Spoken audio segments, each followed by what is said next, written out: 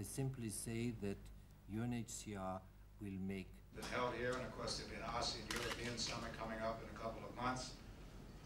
Whether it's the ASEAN Regional Forum or indeed here in Bangkok, a major step forward was taken. We have frozen the North Korean nuclear program for a year and a half. Partly as a result of that legislation, refugees, whether in Hong Kong or in Southeast Asia, saw new hope. And I say refugees, I don't mean that literally. I mean people who had fled Vietnam, some who may qualify as refugees, some who may not.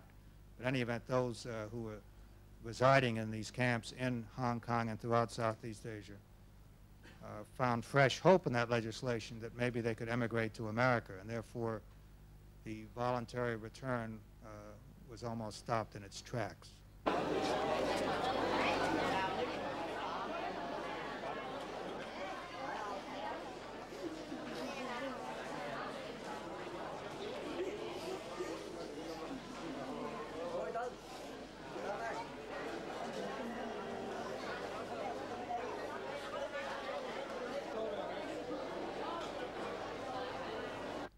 We would be willing to interview in certain categories, essentially those who worked with us during the Vietnam War, but I don't want to limit it to that. There's some technical definitions that I don't want to get into, but we would be willing to interview those who qualify once they return to Vietnam, and see whether they would qualify as refugees to come to the United States.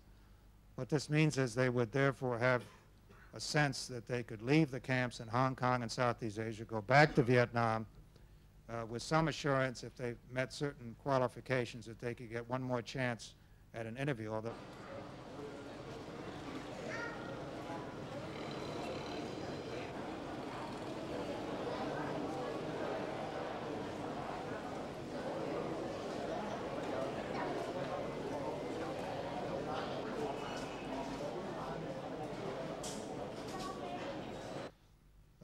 of course, this very much involves Vietnam itself. That'll be one of the issues I'll be discussing when I go to Vietnam. And they have had some concerns about the magnitude of this return and exactly how these interviews will be conducted and whether some of these people jump to the head of the line versus those who have been in Vietnam, et cetera. So there's some considerable challenges still to work out, and we hope very much that Vietnam can respond positively.